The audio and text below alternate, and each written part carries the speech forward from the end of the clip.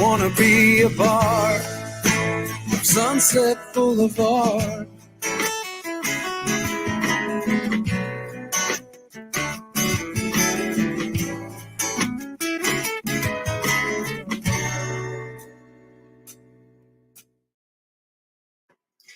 So we're going to begin tonight with I'll be honest, it's a bittersweet statement that I have to make.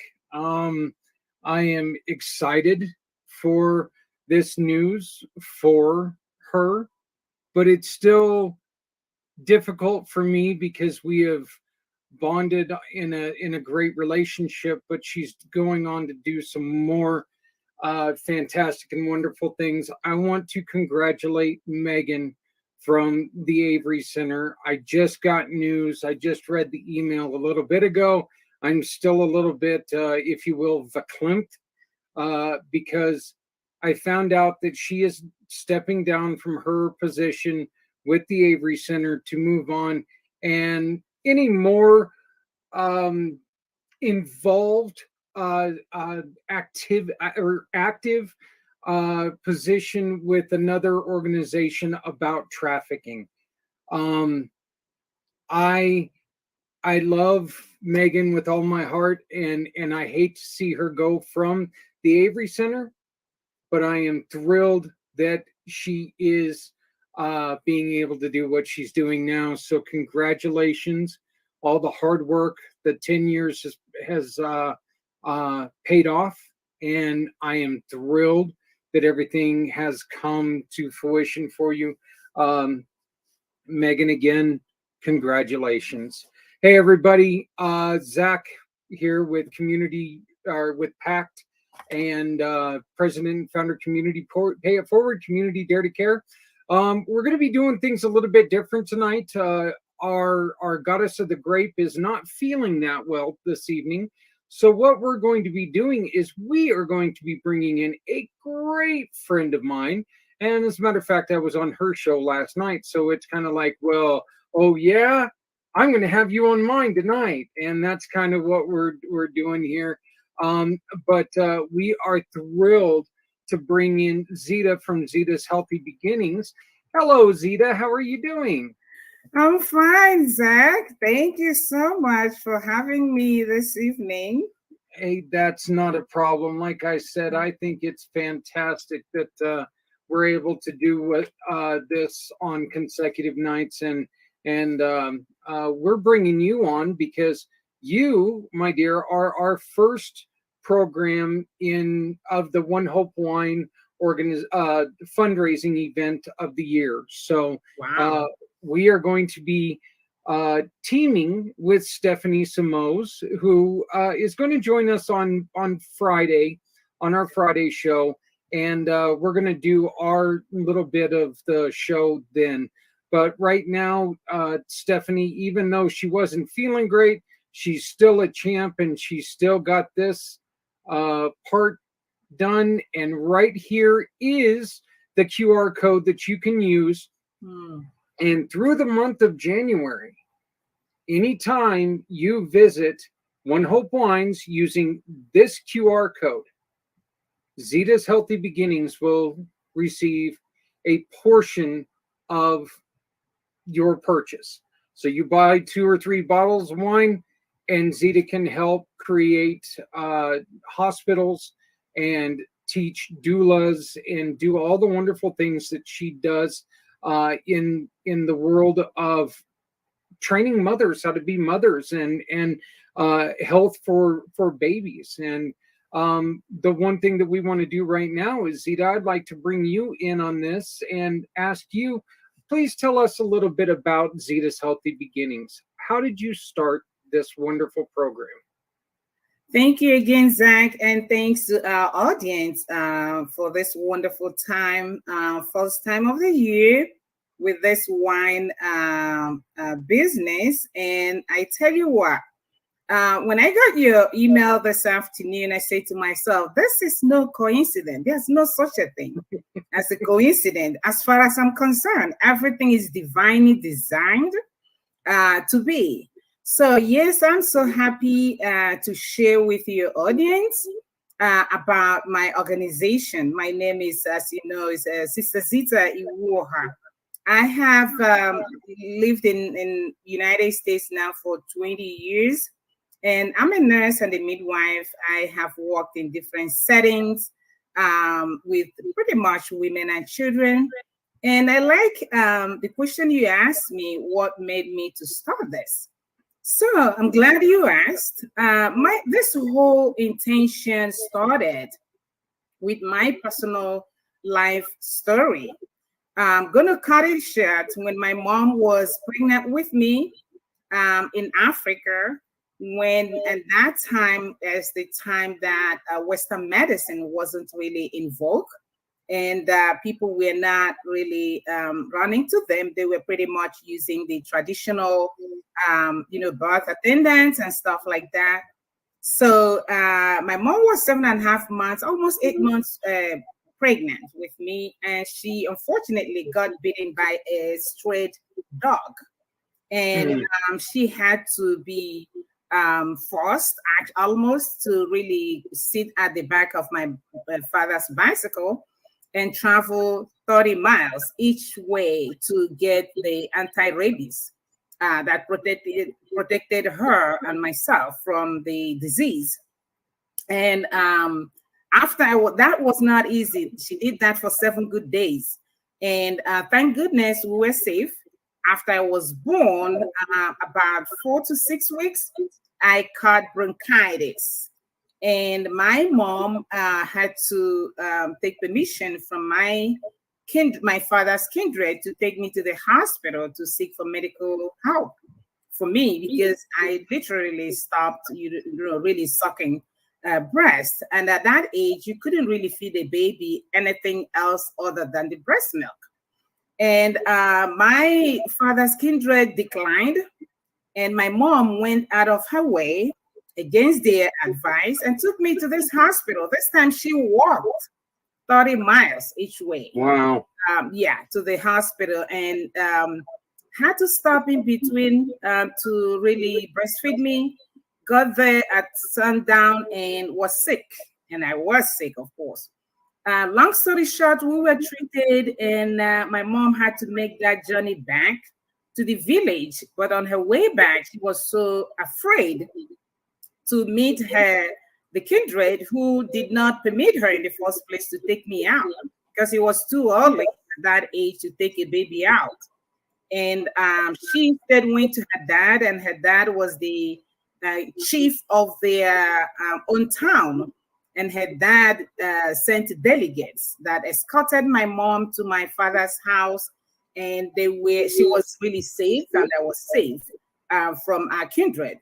So when I was 7 years old, my mom did share that story with me, and I'm like, oh my gosh, what a way, for a woman to give birth, even be pregnant, went through all of that, then gave birth to me, had to really walk all that, miles to make sure she secures health care for me and for herself. So I said to her, I think you've really given a lot. And that also tells me what mothers do, in most cases, silently, quietly, with nobody's recognition. And I said, when I grow up, that I'm going to be a missionary and go around the world helping mothers to actually raise their kids and really have safe birthing and safe pregnancy, and to make sure that kids are healthy. So when I started growing up, just be careful what you wish, it usually comes to pass. And that's what I'm doing right now. I've been to different parts of the world, both Europe and America, here, Africa, doing the same thing, and that is working with women and children. When I came to the United States 20 years ago, I found out I was a little bit disappointed, because my hope was so high. I thought every woman here is being cared for and their babies are healthy and stuff like that. Come to discover that, no, that was not the case. In fact, United States right now, research has it that we are one of the highest maternal and infant mortality recorded in the in the history of the World Health Organization and UNICEF. And that's not really funny.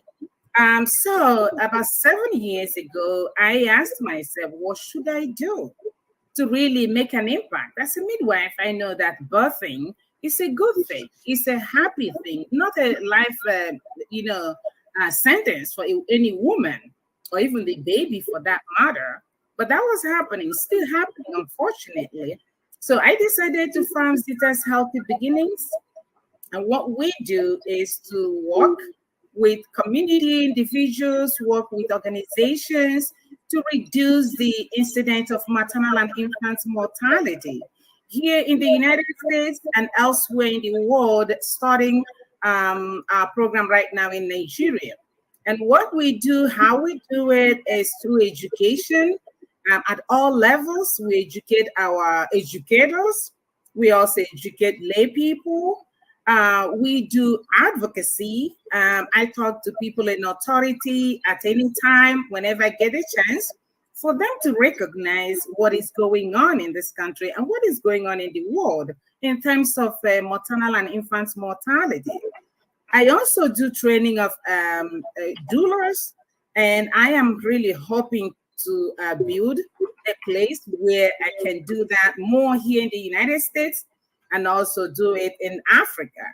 And we also do farming, which we just started just last year. And I want to tell you, I sent you an email that has one of our first set of harvest for the plantain and bananas and all that things. And it's organic. We encourage women to get into their environment and make use of it. Till the soil, plant vegetables, plant fruits that will really help them to feed their babies healthy food, so that they can be healthy both in their mind, body, and spirit. And I do podcasts, as you know, and that's also another medium that I'm using to, let people know who I am and what I do. So, that's all I do in a nutshell. Thank you. Well, you don't only do one show, but as we were reminded here really quickly earlier by our great friend Brian Gibson, you are also hosting his show, talking about what they're doing. And you guys entrusted some funny-looking guy to do an intro for you guys, and he misspelled your name. That's okay. I fixed it though. I fixed it today, and I've sent it in, so it's all fixed now. But boy, that one guy, he sure is kind of dense sometimes. So. But so you're really getting into this because you just celebrated your first year doing World of Women, which is a fantastic show, and we're thrilled to be able to share World of Women here on the PAC channel. If we could ever get our stuff together, we will just show it live, but it's a little hard to do that sometimes. We're thrilled to have that on there because some of the stuff that you talk about and some of the women that you bring on are just so inspirational, not just for women, but truthfully, if men would watch and if they would take a little bit of time, you can learn a lot about what's going on. And I think that is, if we try to learn about each other a little bit more, I think it's just going to, it's just going to make our lives a lot easier, one, and a whole heck of a lot better. I would like to commend not just your mom, but every mom, because that story, Zita, to me, tells the strength and dedication of a lot of mothers out there who, she's just a housewife. No, that's not true. 8 months, 8 months pregnant, being on a bicycle. Mm-hmm. On a rough road. Yeah. There you go, on a really rough road. And right.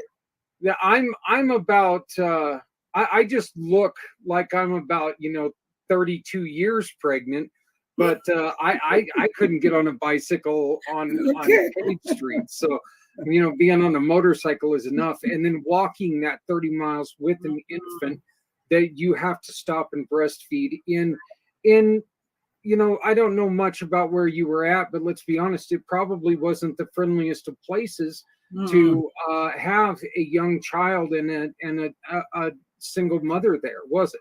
No, it was not. It was not. Yeah. Tell me this. This is something that what you've already mentioned, how the United States has the largest average of mortality rates in the world, which is just devastating to hear. How different is the training from here to, say, Africa? I know that there's going to be differences because of technologically advanced United States to not so advanced in Africa. How much difference is there in that training? Yeah, so that's a lot of difference, and like you rightly pointed out, technology and innovation has really helped the Western world, to advance in healthcare in so many different ways, including obstetrics and gynecology. But when it comes to birthing, I know that the history of the United States and birthing in the 18th century or prior were really focused on, it was same as what was going on in Africa. People were able to recognize birthing mothers, recognize doulas, recognize their skills and their talents, and recognize people who were naturally gifted, who could get training, on how to support a woman who is pregnant, who is birthing, who is supporting her baby after birth. And also, they were recognizing the importance of breastfeeding the baby, because I believe strongly that God made that breast milk for the baby, and I think all animals on the planet always feed their babies with their milk. We are the only ones that decided to do otherwise. And that's really hurting us a lot. Prior to the 18th century and 19th century, that was the practice. People go to, even obstetricians and gynecologists go to women's homes and deliver them. And that was exactly what my grandfather did up until 20th century. He went in people's homes. You did not have to go to the hospital. Hospital is not a place to give birth. It's in the maternity or birthing homes. That's where women give birth to babies. So they will go to people's villages, go to their homes. They use a lot of natural remedies. They help them. They ate the food from the soil. There was no such a thing as artificial food or tinned food and stuff. Women really were practicing the cultural way of how a woman should be, what she should do, what she should not do while she's pregnant. And there was a lot of time that women had at that time with, being in their family, raising kids, having enough time to breastfeed their babies, and bonding with babies. All of that were really happening in a very natural way. Now, when you compare that to what is going on right now in the United States, and the past, let me say, 20 years now, women are becoming the breadwinners, more of the breadwinners of the family. About statistics has it that about 65 to 70% of American families are run by single moms. So you think about it. A single mom has to run for the rest of the family when she's pregnant, when she has a baby, after the baby is born. So she gets little or no time to even take care of herself, bond with her baby, breastfeed the baby, and support the baby the way she should. And now we are left with all these postpartum complications that we are having today. And you see a lot of mental health issues among young people is so alarming, especially women. And all of this is, a combination of lack of rest, lack of sleep, lack of financial support. In fact, social support is critical, but that is lacking here also. So when you put all of that together, that is really a huge difference. In Africa, when a woman has a first baby, the first 1 month, she is being supported by family and friends who come in, who cook food, who help her to even do sitz bath and stuff like that, help her nurture herself so she can be in the right frame of mind to nurture her baby. And the first 1 month of birth is very critical for any woman, especially after they give birth to their babies. But to find out that here, it really scares me when I see some of my moms, they say, oh, well, I'm gonna have my baby in 2 weeks, I'm going back to job. I'm like, oh my gosh, really? I mean, how do you even talk about that? You're still just going through all the motions of giving birth. Your baby's trying just to get acquainted with you, and here you are, baby, running to the job. It's so heartbreaking for me. I wonder a lot of times, Ida, how much is can you explain to some of us, because Brian brought up a really good point here, that America, we've lost the position of the midwives. What is a job of a midwife? What is the job of a doula? Yeah, so we have really lost the role of the midwife. That is so true. I agree. So the midwife is different from the doula. Just if you have an idea of what a nurse, a registered nurse, and a CNA, an assistant nurse, that is the relationship that exists between a doula and a registered midwife. And they do a little bit extra, especially here, because they are being trained to also, some of them are beginning to really go the extra mile of helping to really catch the baby, learn more about that. Basically, a doula will assist the woman when she's pregnant, and she does that through home visiting. She can also connect with her on the phone. They talk about, what is the month? What are you experiencing? Are you following a doctor's appointments? Are you registered with the midwife? Where are you going? How is it coming? Are you taking your prenatal pills? So all of that, and then planning. What is your plan after your baby is born? And the client will really take time to bond with this doula, who will hopefully help her all through pregnancy when she's in the hospital or in the birthing center trying to give birth to her baby. To answer some questions, I don't know if you have witnessed when a woman is in labor, a lot of them are not with it. I mean, like, they need a lot of help. They're not answering questions well. First-time moms are even worse. They need that support, everything they need. So the doula is there to render those services, especially those of them now who are like first-time moms who are also single mothers. They really they don't have that support from family. And if they do, they're not really professionals. Sometimes they don't even know the questions to ask. And with our healthcare getting so complicated right now, you need someone that has all it takes to really ask the right questions and be able to provide the right answers for the woman. They also support women in training and helping them on how to breastfeed. Because no matter what you do or say to a pregnant mother about breastfeeding, until she holds the baby in her arms, she's not gonna get it. So you learn more as you do it.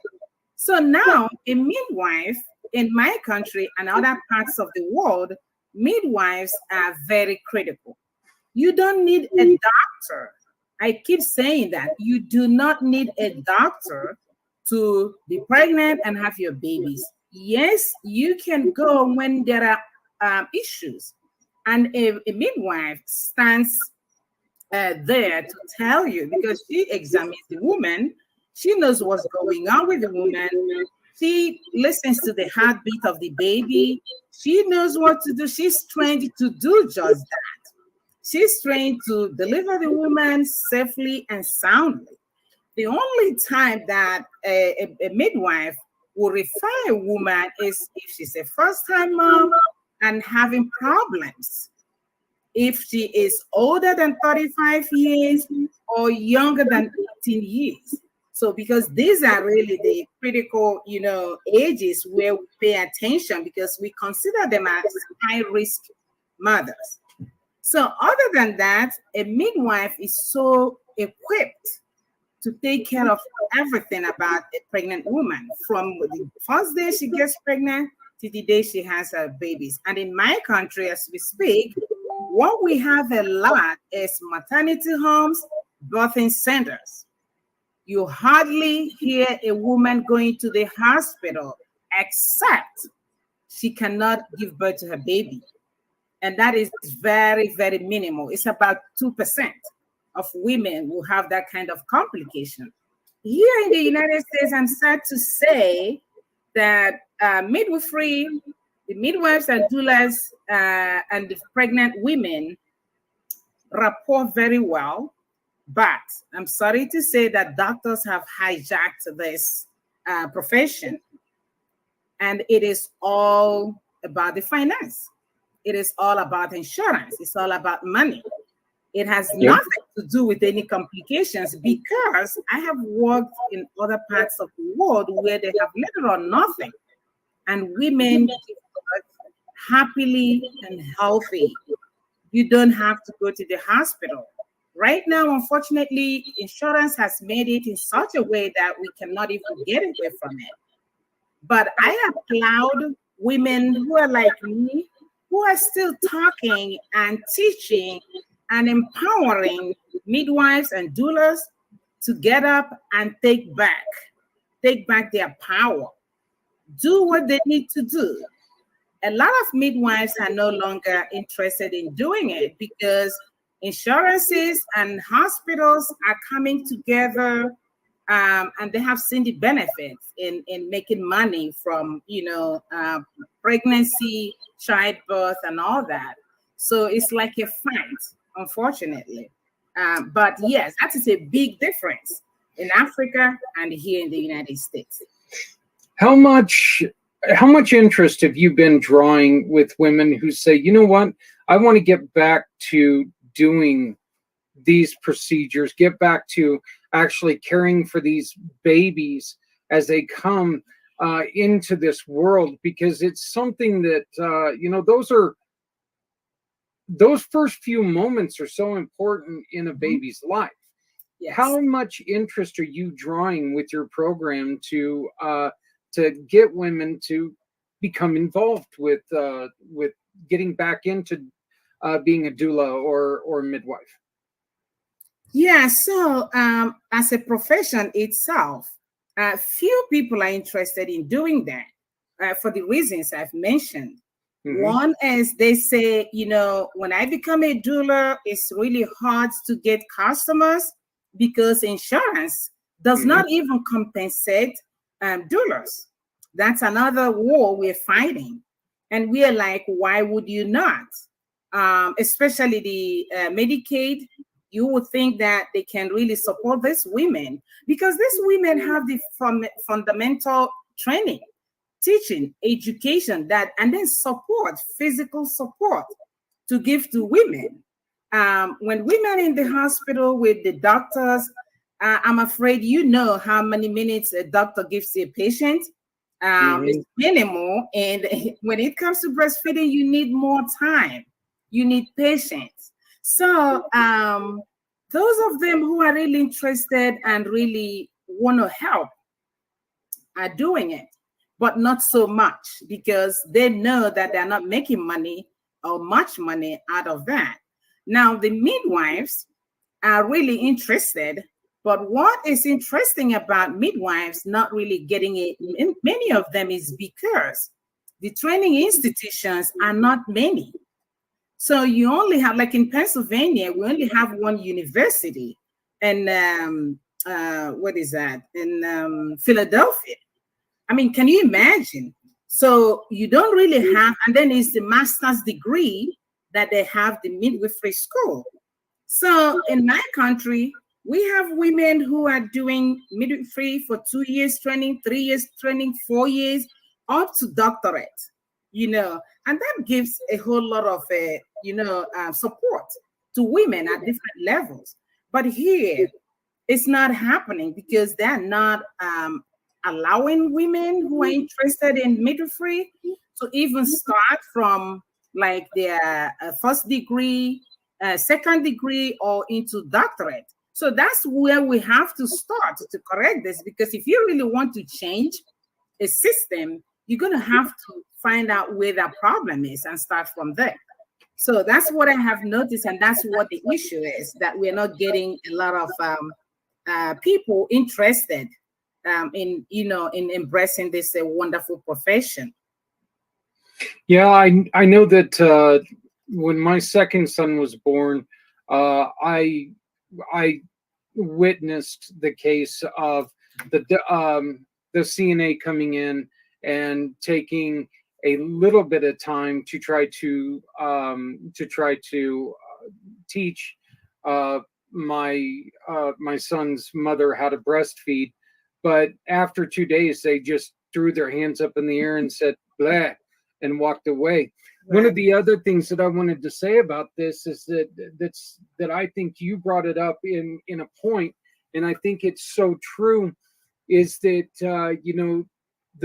these first time mothers that are having baby, their support a lot of times are first time fathers, and let's be honest here, a first time father, we don't know what's going on either. So we're kind of, we're just as lost. And yeah, while we're wanting to support, we are just as lost. I mean, we can be there to support. We can be there to say good things. You're doing great, sweetie. You're doing fantastic.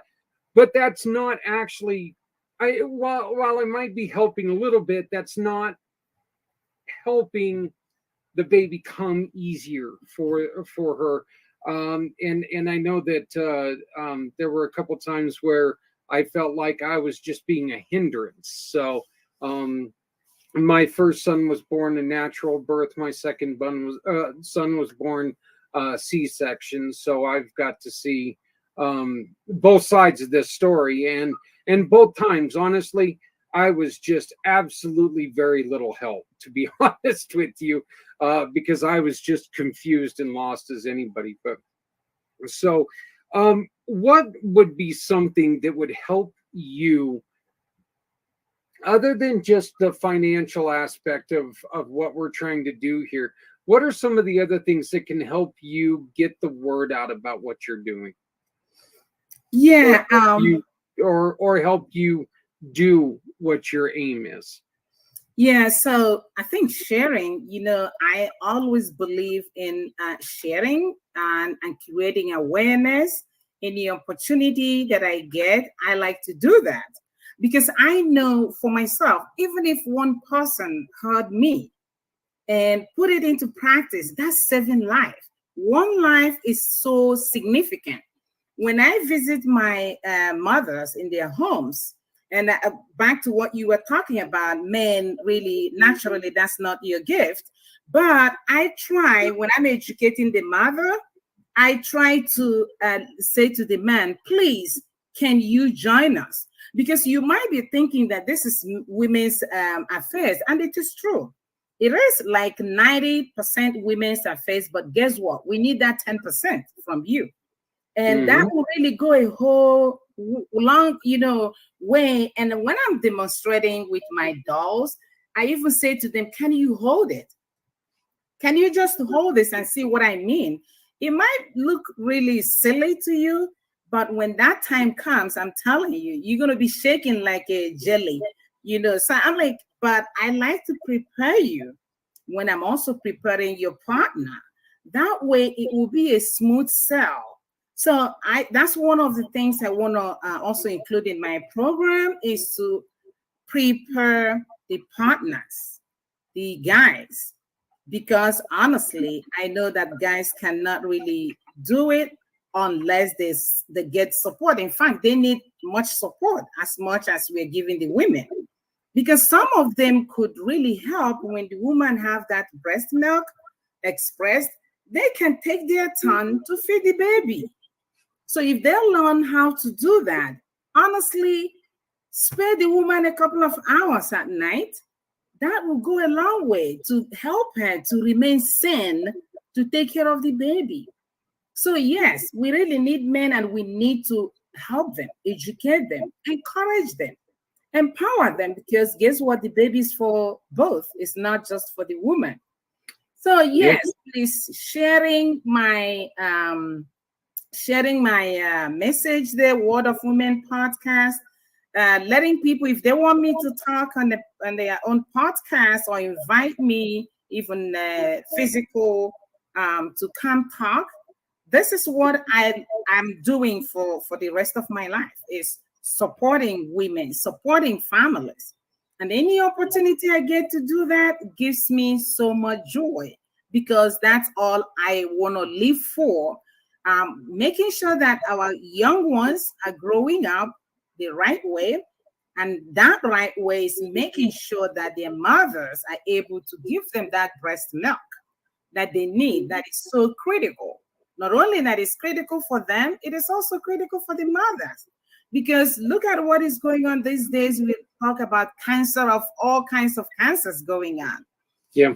This is happening as a result of lack of breastfeeding among women. They may not believe that, but research has confirmed it. If women are committed to breastfeeding, even their weight, cancer, ovarian cancer, breast cancer, uterine cancer, all those cancers are being minimized almost to zero if women commit to that.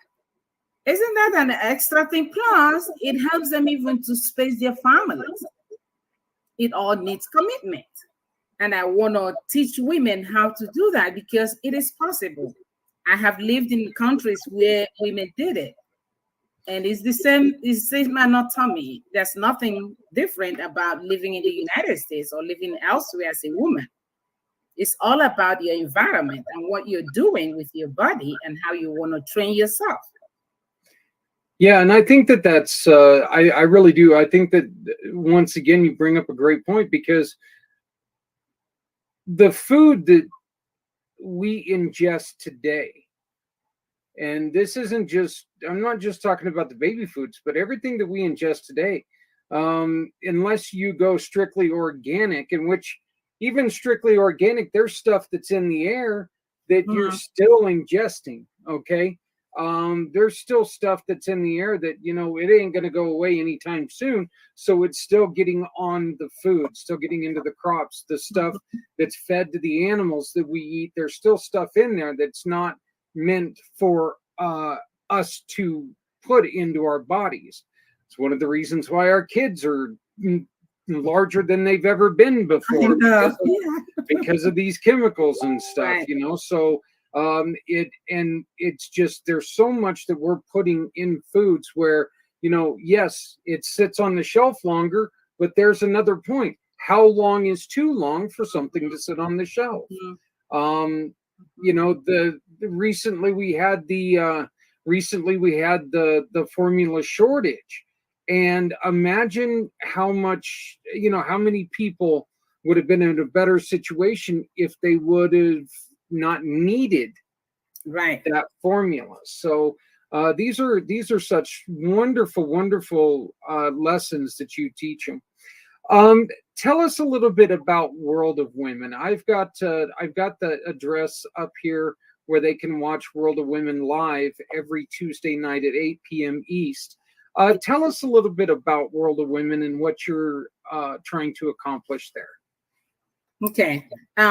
Yeah. So World of Women, like I said, is also an offshoot of Zita's Healthy Beginnings. It's another outlet that I feel is very important and necessary for women to, and men actually, to come together, to listen to me as I, periodically share my experience as a nurse and a midwife, to know, to learn, and really to empower them as well. In that, for them living their own individual lives and trying to raise families. I also use that opportunity to invite other women and men who are really interested, because I found that there are many people who are really interested in their own bodies, building themselves up in a healthy way, building families, or even their own community, and then the whole nation. There are individuals who are really committed to doing that. And there are individuals who have skills that they could share with us. So I invite people to come every Tuesday at 8 p.m. Eastern. I know some podcasts are being done, and they do it and then they just put it. Why I took the option of having people come and having audience is so that we can do it interactively, because I believe that every single person got ideas that could help the other person. So if we're really interacting, ask questions, make comments, make suggestions, people are able to learn better that way. So that's why I brought a World of Women podcast, because I know that's where women thrive. We love to talk about life. We love to talk about our health. We love to talk about our families. We love to talk about businesses and stuff like that. So that's why I started World of Women podcast. Yeah, and like I said, yes, it is called World of Women, but men, I'm telling you right now, check it out, because it is, there's you're going to be able to learn a lot of things in there. So I mean, it's not just it's a way for a lot of women to get on there and express what they do and tell us about what they do. But there's also guys on there who are interested in trying to help women in many aspects of life. I was lucky enough to be on the show last night when we introduced this wonderful looking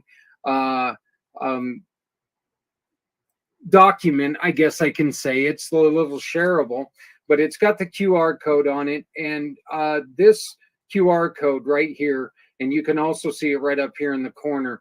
But when you scan that document, when you scan that QR code, it's going to take you to this form.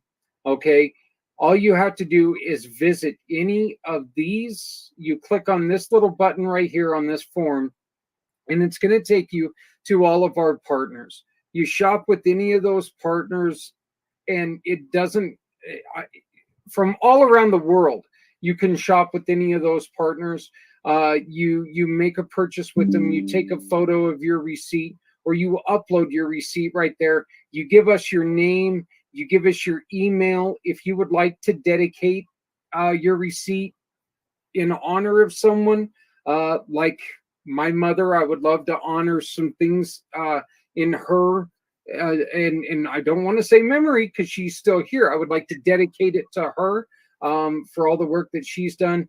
We do ask you for your phone number and address, but they're not, you don't see the red button there. They are not mandatory.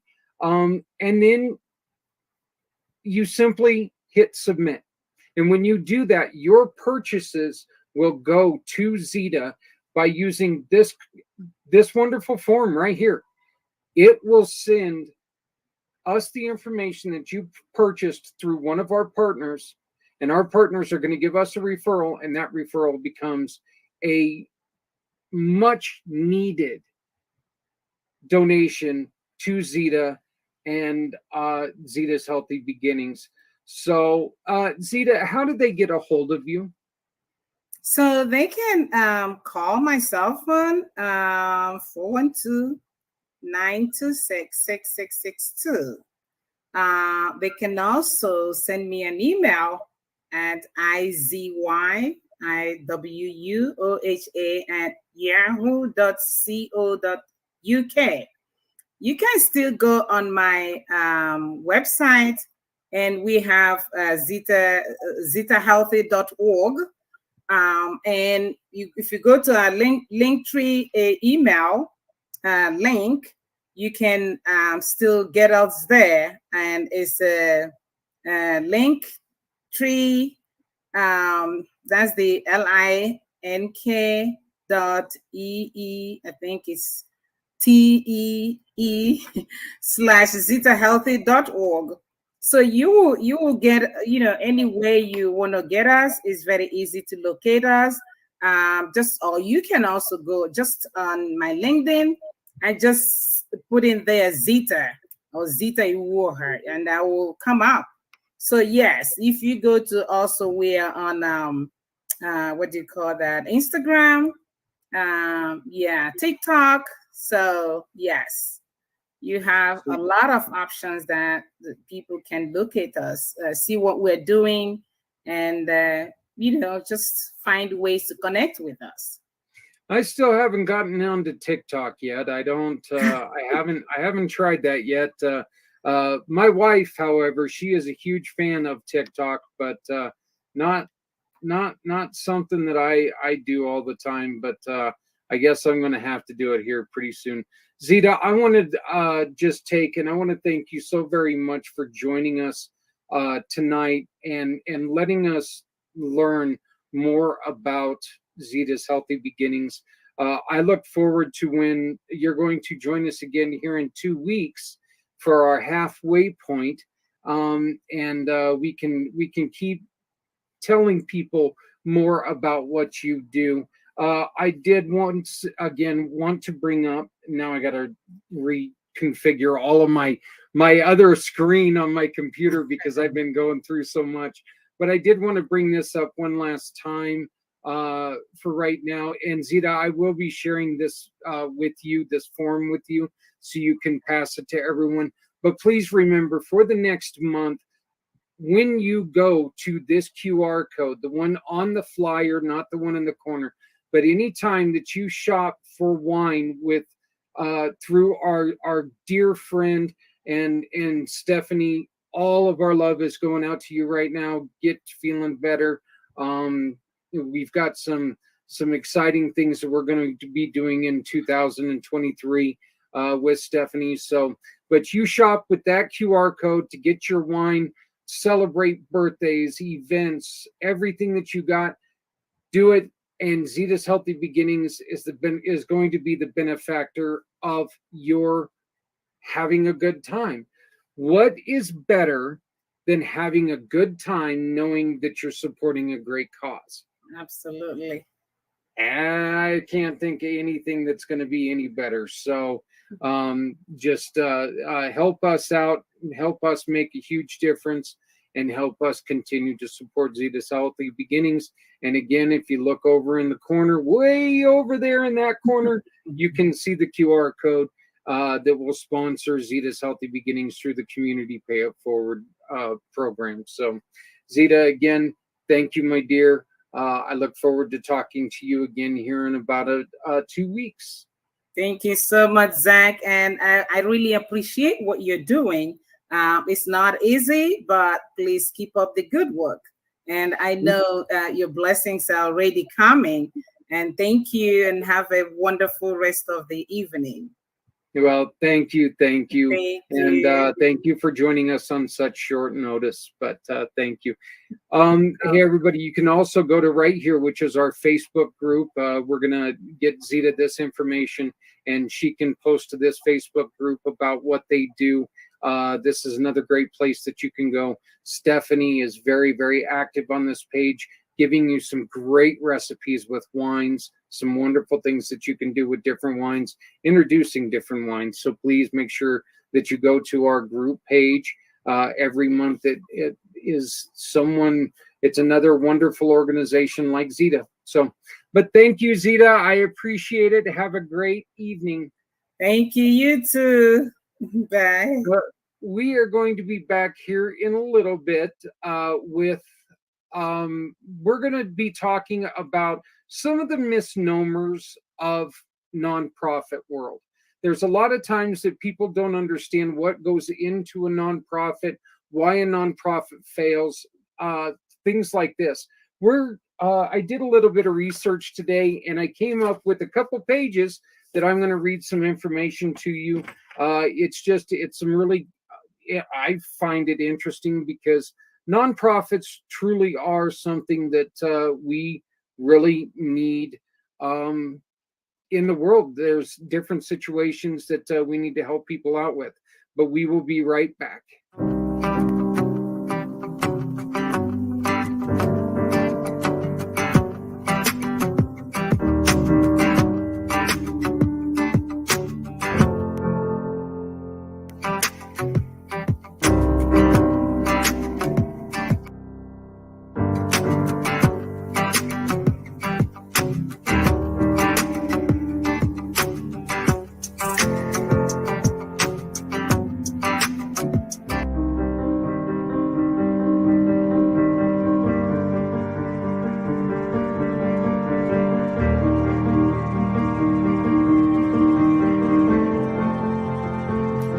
Hello, I'm Zach Clay.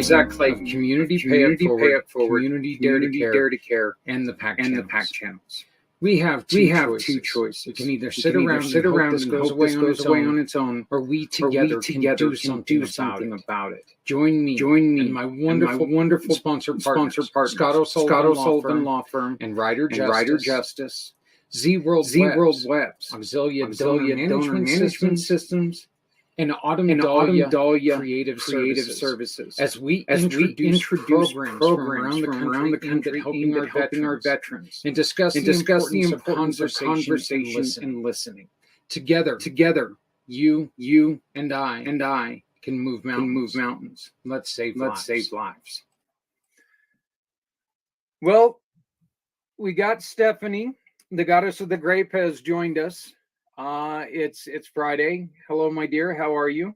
I'm doing well, Zach. How are you? I'm happy to be here. I'm thrilled that you're feeling better. Love seeing your smiling face, and what an amazing story, huh?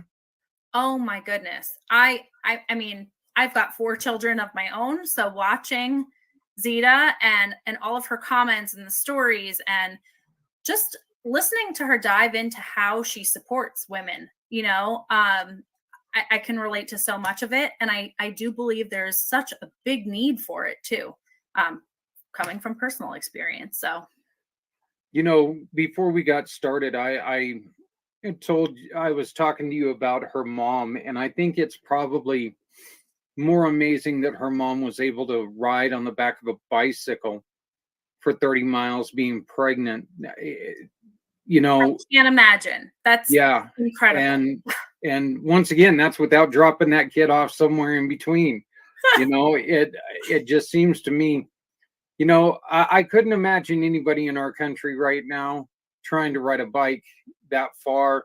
But that's necessity in that part of the world, and that's an unfortunate thing. Hopefully, times will catch up and times will get better, but that is it's an unfortunate thing that things are like that. But yeah, it's amazing. I love her passion. Like I said, her World of Women podcast is so important. Just because it gives women a chance to get out there and really it gives them a platform for their voice. And it gives them a place where they can, I think they can really feel safe to be themselves, whoever they are. And so, I love being able to have her show on our channel here, and sharing it with them. And, I love everything she does. She's planning on building hospitals in Africa.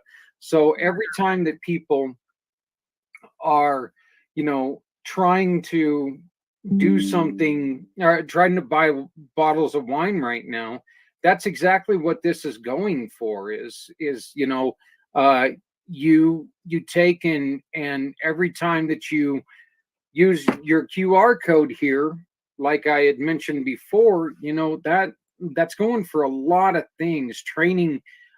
You were talking to you were telling us a story about doctors trying to force you to do things you weren't comfortable with.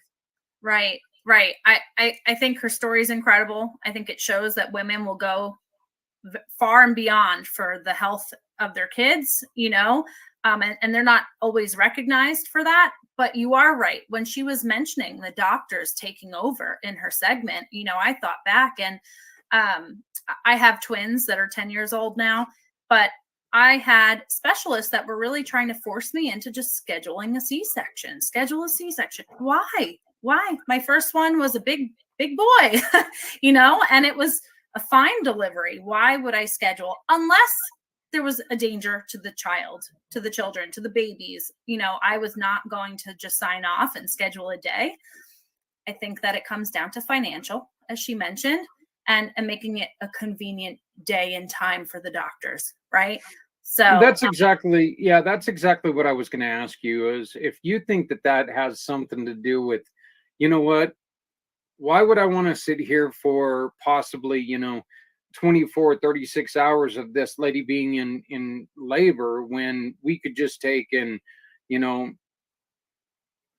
right. lie her on a table, cut her open, pull the kid and go, Luckily, in my situation, my labors have been extremely fast. However, with my fourth, I experienced the same thing where they kept saying, he's big, he's large, he's going to be a 9-pound baby. That's okay. Let him be big and healthy. It's okay. We're not talking C-section unless there's something really wrong with the baby and his health is at risk. So, no, I absolutely respect you so much for that because, first off, it just shows what kind of fighter you are.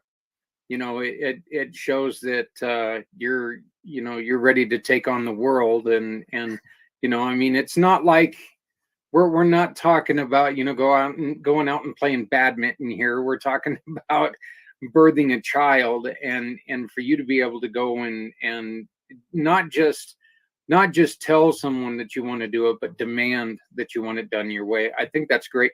What do you think would be the benefit of having doulas and midwives come back?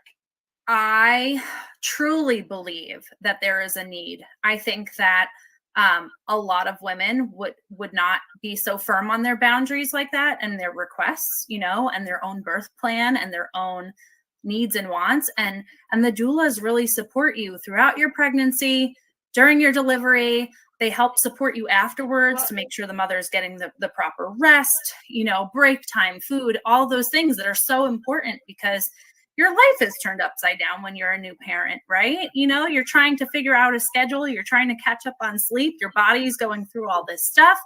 And you have somebody there who understands, who can support you. It's a shame that there's no medical coverage for that kind of support. I know after my first, I really could have used some support and help with nursing myself. And I did not have that. I didn't have somebody saying, hey, try this or do this. And I'm not going to get into too much detail with you, Zach, but, it landed me in the hospital with mastitis. So had I had someone with a little bit more experience, maybe that wouldn't have happened. Right. So. Eclampsia, my second wife, preeclampsia, Right.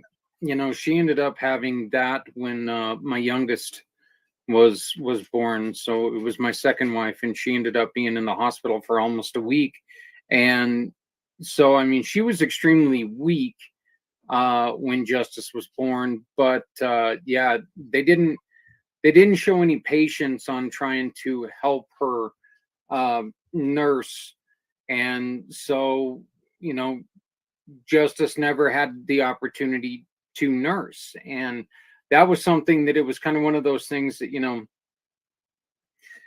it really showed a lot of, it really showed a lot of things to me there, because it was just like, well, look, this is somebody who just went through something really traumatic. And again, she had just got done with the C-section after being in labor for over 24 hours, having two scheduled nurses coming in and doing the checks, and then one finally comes in and goes, that's not the head. And it's like, you know, it was kind of one of those things that it was upsetting to me, because you're right. I think that a lot of times it seems like they're just sitting there going, oh God, what, you know, we can just get this done and over with. Let's just do this, you know? We live in such a fast-paced world that everything is boom, boom, boom. Doctor's appointments, they're in and out, boom, boom, boom, and they're just pushing patients. And it's more personalized. You need to slow down and take a step back, let the person, you know, heal and bond with their baby and take that time. It's not always fast-paced in this type of a situation. So that's where the doulas would come in for sure.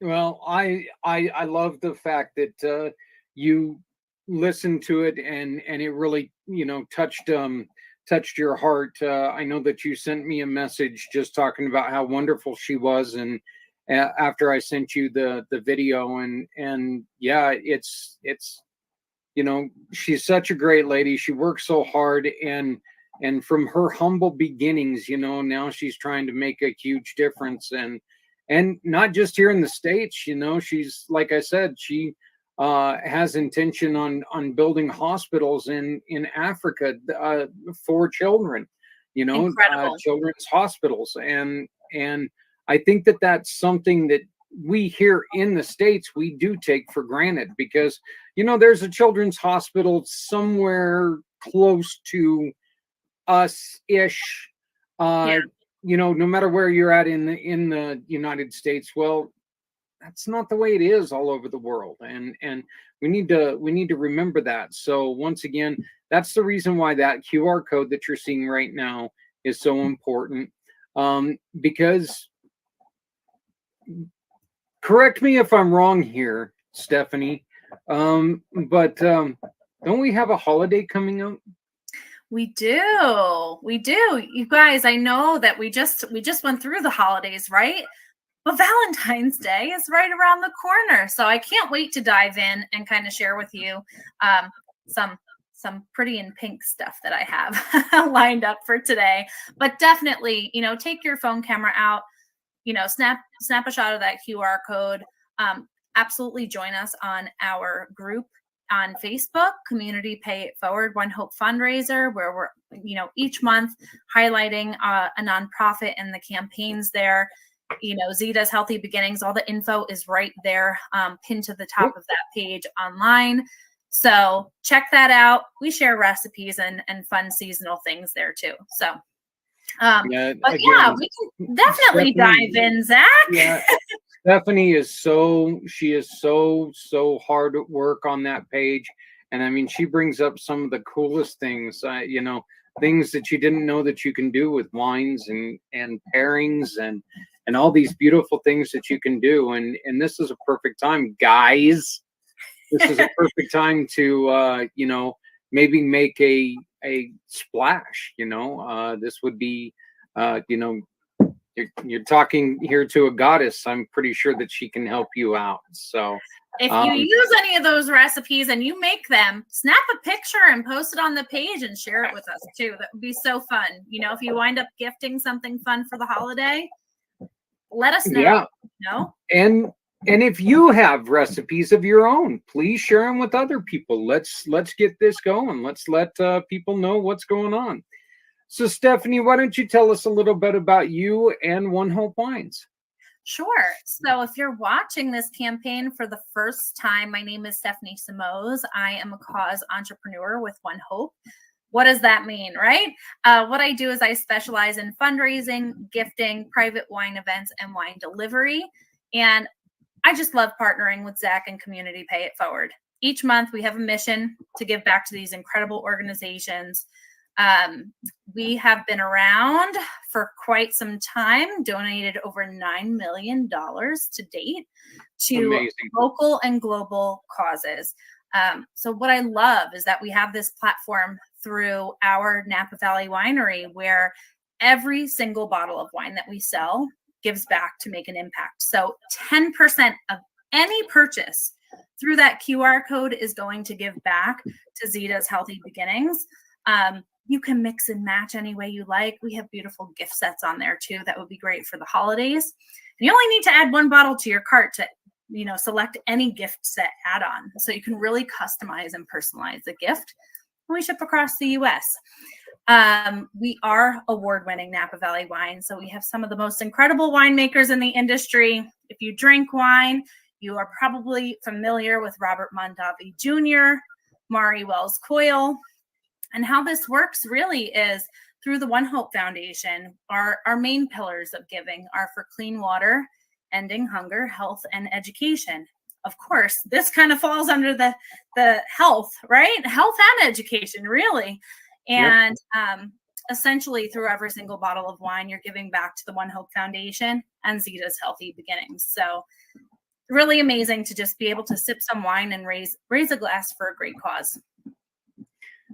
Yeah, I think that the concept, and I'm hoping that one of these days I get to talk to to somebody who's in charge up there, because I think the concept of ONEHOPE Wines is one of the best. And there are certain companies that are out there that do wonderful, wonderful, wonderful things.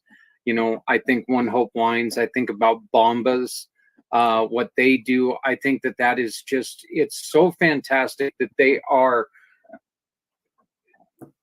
A lot of companies can say, hey, we're in it with the community. You guys are in it with the community. You guys are an integral part of a healthy community. And that is one of the reasons why I have such a deep love for you, such a deep love for ONEHOPE Wines. I think that what you guys do is just beyond fantastic. And you and I being able to help wonderful causes like Zita's Healthy Beginnings, it keeps getting better and better, because we get introduced to some of these wonderful, wonderful causes all over the world, all over the country. So I'm looking forward to 2023, and we would like to say to everyone out there, hey, do you know a nonprofit that could use a little bit of help? Get a hold of us. You can either get a hold of Stephanie right here on her link tree. All you got to do is reach out and say, hey, I know of a nonprofit that could really, really use your help. And she will get a hold of me, and we can get this going. Or you can just reach out to me at my card. And we will we'll put those in the chat, and that way you can have them. All you have to do is click on them. But Stephanie, you do have some beautiful, beautiful wines that you're wanting to feature, because that Hallmark that Hallmark holiday. Hallmark holidays around the corner, right? Pink, Valentine's Day, all the things. So definitely raising a glass for a great cause for Valentine's Day. Win-win, or win wine, as I like to say, right? I love that. We have our new rosé bouquet mixed pack. We just mixed that up, and they released some new ones in there. So we have first that limited edition etched pink sparkling rosé that you see right there in the middle, and it says on there, "I love you more than wine," which is really fun. We also have our Sonoma Coast Reserve Rosé. That pack comes with 2 of our Vintner Collection Rosé and 2 of our Love Language Rosés. And, it's a great 6-pack, half case of wine, so you get a discount on it also. I always like to throw that in there. And you're getting different collections. So you're getting some high-end wines in that pack as well. So let's dive in. I think that there's some rosé for all the rosé lovers in this pack. So show the ones that you love how much you care with the new I Love You More Than Wine at Shimmer. This wine has, go ahead. That's gorgeous. I love that. yeah, I like the way that you guys are focusing on the shimmer bottles. I think this gives us a real chance to focus on the shimmer bottles because, you and I have been talking about the shimmer bottles for months now. And I was able to share the shimmer bottle that you sent to us for our wedding. And so, I think that I love the way that they're putting this out right now, and it's a beautiful, beautiful pink bottle. And this one's a sparkling, correct? It's a sparkling rosé. Yeah, that's right. And I know you mentioned the other shimmers. The one that you received was a sparkling brut, aka a champagne. I know you like to say champagne, Zach. But we have the ability to etch custom on these bottles, and they come in pink, gold, and silver. So logos, maybe a big birthday milestone, you want to have, a themed party or a themed event, we can certainly do that on the etched bottles. So it makes celebrating really fun. However, anniversaries. Right, anniversaries. But we do have standard ones on the website also that you can throw into any order, any box, just like this one. So it's really fun. This one is delicious. I like to say that this is kind of in the middle. It's not sweet. It's not super dry. I want to say it sits right there in like the off dry category, right in the middle, with flavors of pomegranate and pink lady apple. And there's got some floral notes in there. So you can pair this bottle of wine with frittatas, fish, grilled octopus dishes, citrus salads. So it's definitely a refreshing wine. And really it's something you can pair with a breakfast, like a brunch, a lunch, dinner, or dessert. It's got some gentle bubbles in there, and it's really, really delicious. And I think it's a crowd pleaser because it doesn't go one way or the other so much. It kind of sits in the middle, where if you're a sweet lover, you can enjoy it. And if you like dry, you can enjoy it as well. Is this one of them that one of the recipes that you shared with us a while back? Is this one of them that you can serve like by putting some fresh fruit in a glass? And you can absolutely put fresh fruit in a glass. When we have warmer weather, I'm in the Poconos, so it's quite cold these days. But with warmer weather, I love putting frozen fruit, frozen berries in a glass and filling it up. Delicious. You can, if you wanted to, you can make this into a mimosa. I know when I visited our winery in Napa, they had some reserve bubbly like this out there with orange juice and juices in the morning. So, which blew me away at 9 o'clock in the morning. They're already opening the bubbly, but hey, that's. Well, I've said it before on the show. I'll say it again. You can't drink all day unless you get started in the morning. So. So yeah, definitely a delicious sparkling in that pack. Next up is our Sonoma Coast Rosé. This, I would say, if you're more of a dry wine drinker, this one is for you. It's delicious. It has notes of sour cherry, pomegranate, and mineral. It is a medium-bodied rosé. It is beautifully colored, and I'm going to show you in just a little bit.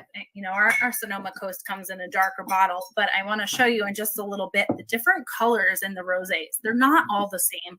I think some people think rosé, they're all pink, but they're different shades, and they do have different tasting notes and profiles too. This beautifully colored wine from Sonoma is made from Merlot grapes and pairs perfectly with strawberry salad, melon and prosciutto, hummus, and seared scallops. So beautiful, drier wine. I really like that one. I can really taste the cherry in that, but it is a drier selection. So nice selection in that pack. I like the variety that's given in this bouquet pack. We have 2 of the Vintner Collection rosés in this pack. Let's see. I have one here. Didn't show it to you, but yeah. And this one is award-winning. It's got a gold medal on this one, which means it's an excellent wine. This is our Vintner Collection. This is one, I did a lot of that with the fruit over the summer, Zach. I think you called me out on that. But yeah, like blueberries, strawberries, raspberries, mixed berries in a glass. Pour the rosé on top. Boom. So you're talking my language there. I love those three fruits. You know, I am a huge fan of those three fruits. And I've made no bones about it. You know, you could put blueberries with vinegar and I'd eat it. It's just, I'm crazy that way. But, you know, nice warm day. You're working the grill outside, you know, Yep. some refreshing fruit in a glass like that is delicious. I love that. So yeah. I know you're a foodie like me, Zach. That's why we get along so well. I would say this one leans more on the drier side, although, you know, it's noted as off dry. I want to say it's drier than the bubbly is how I would kind of position that. This one has notes of fresh strawberry, crisp watermelon, and hints of zesty blood orange. And it is blended with a touch of sweetness to add volume into the finish. So this, let's see, hints of cherry, watermelon, and citrusy aromas is what you're going to get in this wine. And it's a delicate pink rosé color that only adds to the delightful sensory experience. So think with this one, it's off dry. So it's going to finish drier, similar to like, and now if I compare it to white wine, I want to say it's similar to like how a Sauvignon Blanc kind of finishes dry with a hint of sweetness. I kind of want to put them side by side for a second, even though they're not the same, if you understand where I'm going with that. What exactly does it mean to finish dry? What is the? I hear the terminology. Can you explain to me what it means when a wine finishes dry? I've heard some people, you know, say it kind of feels like your mouth isn't moist. Like you're gonna feel like a drier finish. Like it's not gonna finish like you just had juice in your mouth. And you know, that's the best way that I could explain it without any like technical terms. But yeah, it's gonna, if you put a Sauvignon Blanc and like a Pinot Grigio of our Vintner collection side by side, and if you like those, I'm gonna say you're gonna like this rosé because those finish drier, not super sweet. Does that make sense? Yeah, absolutely. So It's the opposite of a fruity wine. It's like as you're drinking can it, a dry you're wine going to be? taste Can a dry wine be refreshing? Yes, it can. Okay. Yes, okay. Refreshing, light. Yeah. This is one that I would have nice and cold on a warmer day. Yeah. Okay. Not heavy though, like light and refreshing. Yes. Some food pairings with this one would be some baked ham, strawberry salad, grilled tomatoes, and fresh herbs. So like a Merlot would be a really dry wine. And heavier. Oh, it's very heavy. And heavier. Merlot's like drinking a syrup. And I use, you know, back in my heavy drinking days when I was a cook, we would have Merlot that we would do, you know, I would use Merlot with the onion soup and stuff. And okay, so it was just a reason for me to have wine in the kitchen and so, but you know, it's really one of those things. So yeah, Merlot's definitely not one of my favorites. Merlot, I like to make mulled wine with Merlot, which is like that warmer wine with fall spices in the crock pot that kind of just sits on warm and like brings in the cinnamon and all of those spices together and served warm. That's how I personally enjoy Merlot, because you put, you know, apples in that, apple slices. If you look up mulled wine recipes, sometimes some orange juice goes in there. So it kind of brings a seasonal flavor to it. So with this one, you were talking about the baked ham and the grilled tomatoes and stuff like that. This is a really good spring wine. As the weather starts to get warmer, yes. Okay. For me personally, you could drink rosé all day long, all year. But for me personally, I like rosé as the weather starts to get warmer, because I'm in a really cold climate. And I like my wine cold. So yeah, good and refreshing. I'm with you there. I'd prefer. I'm not much of a warm wine. I really haven't found a. I'm not a fan of the warm wine. Room temp, And you're not a fan.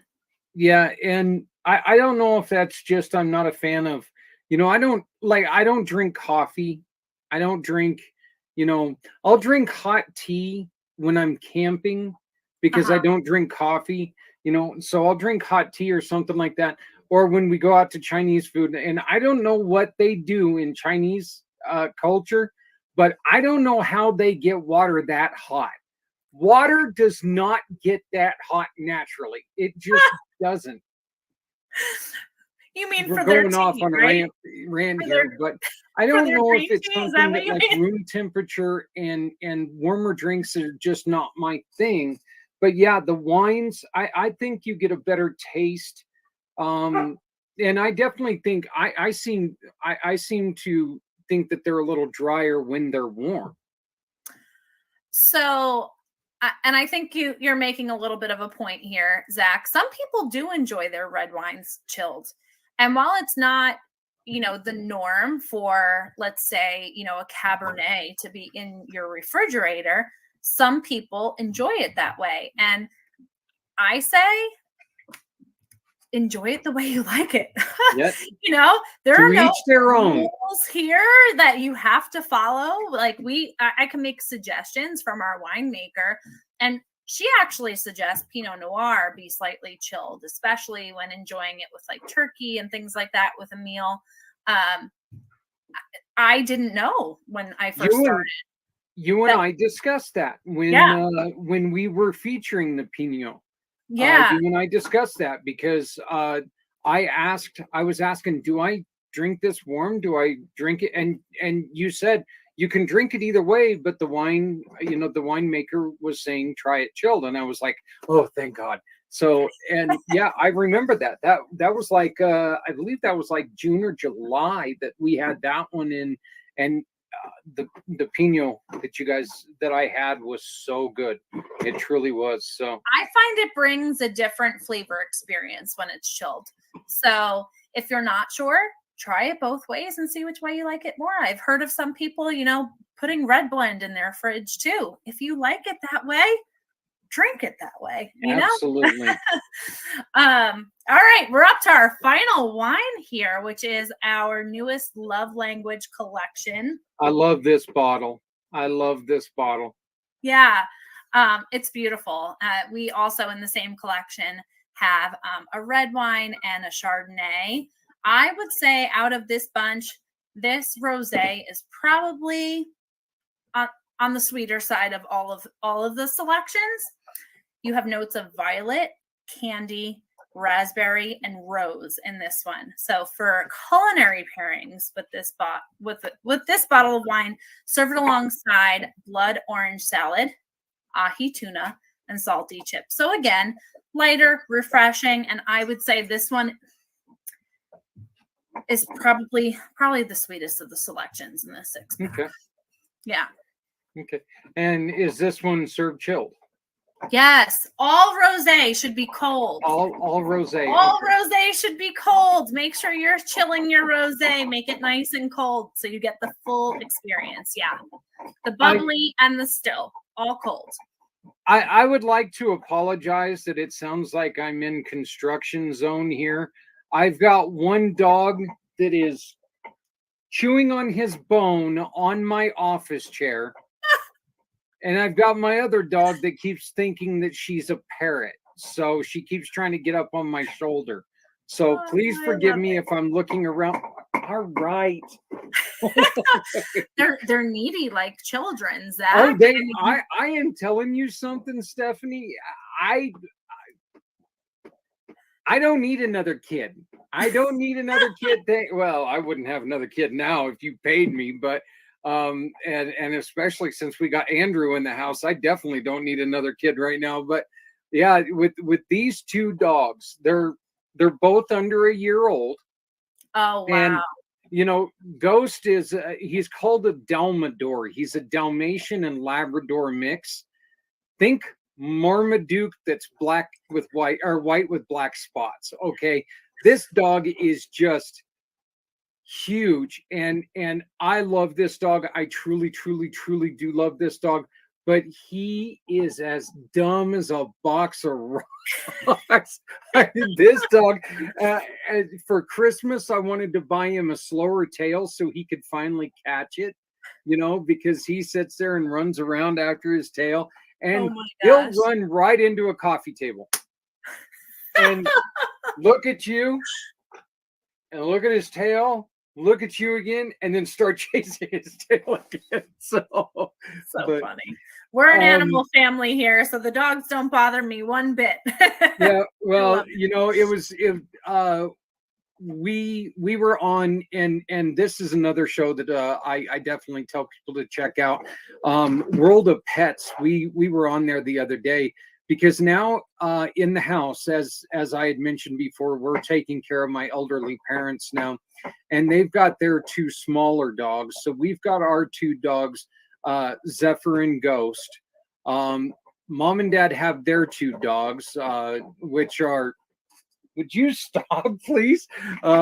Which one's a poodle, and one is a Pomeranian Chihuahua mix. I just call him a hippie Chihuahua.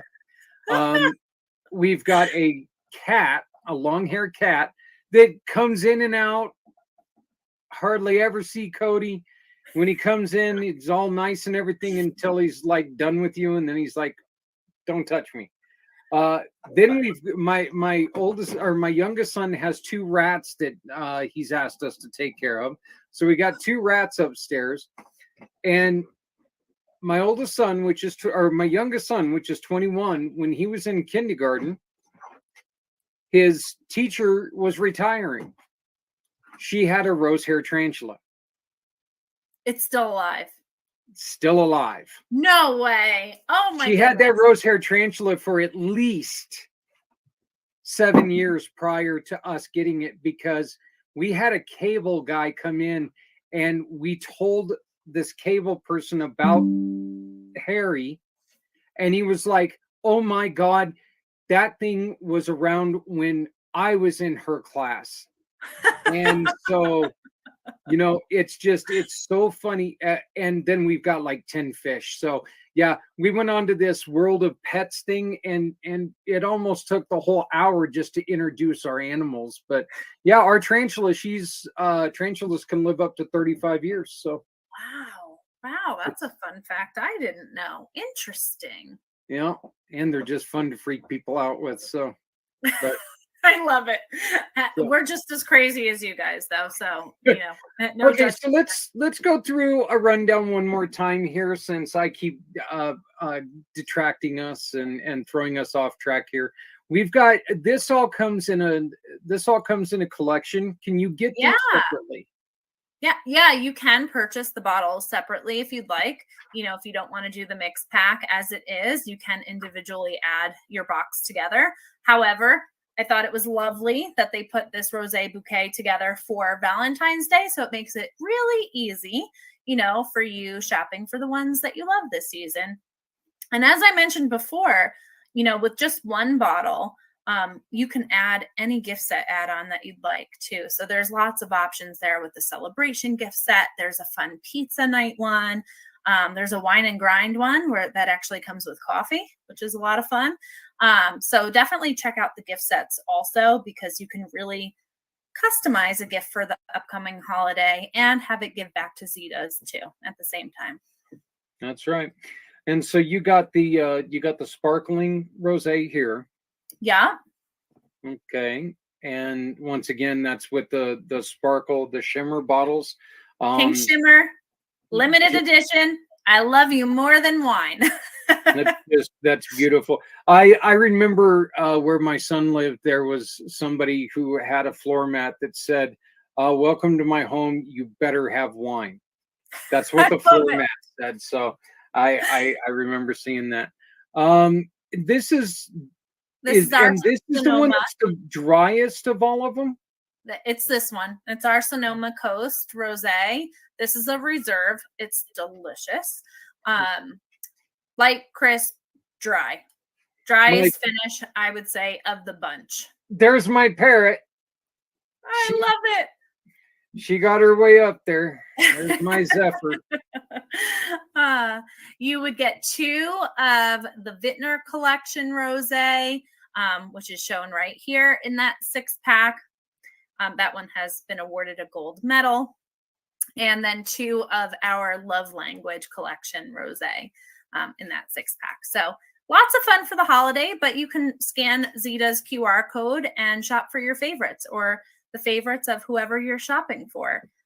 If you're not sure, if you're like, you know what, they love wine. I know they always drink wine. I have no idea what they drink. We have gift cards. The gift cards will give back also. So, consider that as well. And again, if you have any questions and you really want to know a little bit more about these wines, all you have to do is go to Stephanie's link tree and reach out to her. Reach out to her on our Facebook page, our Facebook group. And for some reason, I couldn't find it there. It was like I accidentally moved it. So, but you can please join our Facebook group, share it with everybody, because what we're trying to do is just help organizations like Zita's. Okay, there's no money coming to us at all. I'm donating for every $50 that we raise as a group. I'm donating another $25 to Zita's. So definitely share this around, because the more people that this reaches, the more we can really help these organizations. This is one of the things that when Stephanie and I first got together, this is a passion for both of us. We love helping other people, and we want to see people succeed. Please join us on doing this. This is something that you can really make an impact while you're having a good time celebrating. As she said, we've got Valentine's Day coming up. Oh God, just a few weeks. They away. just never stop. It just never stops. But we got Valentine's Day coming up. There's a lot of weddings are going to be happening around Valentine's Day. So I mean, this is the perfect time. Make sure that you can, as Stephanie mentioned, you can get those shimmer bottles. You can get them personalized. So this is a great time to, as she has said, raise a glass for a great cause. And right now that is Zita's Healthy Beginnings. So Stephanie, thank you so much. Oh, wait a minute. You guys, as good as you're doing and as great as you're doing, you want to teach somebody how to take your job. That is right. Yes. So I'm one person, right? I can only do so many fundraisers in a month. Our winery is in Napa. I'm located in Pennsylvania, but there are cause entrepreneurs like me across the U.S. that have added to this over $9 million in impact, right? I couldn't raise that money alone. So if anybody has any interest in fundraising for a cause that they are really passionate about, reach out to us. Let us know what you'd like to work on, and we can work with you to make that happen for sure. And there's always a way that, if you're just looking to supplement your wallet, if you're looking for a side gig, talk to Stephanie about becoming a cause entrepreneur. A cause and a hope ambassador. Yeah, there you go. And doing something fantastic and helping out some great people on the side. Stephanie, you're going to be joining us again on the 18th. Yes, I cannot wait to meet Zita. Finally, she's incredible, and I can't wait to hear, directly from her and do a recap. Well, I cannot wait for that to happen either. So, but I want to thank you very much for joining us, and we'll talk to you on the 18th. Thank you, Zach. Cheers, everyone. And we will be right back to close this out. So thank you.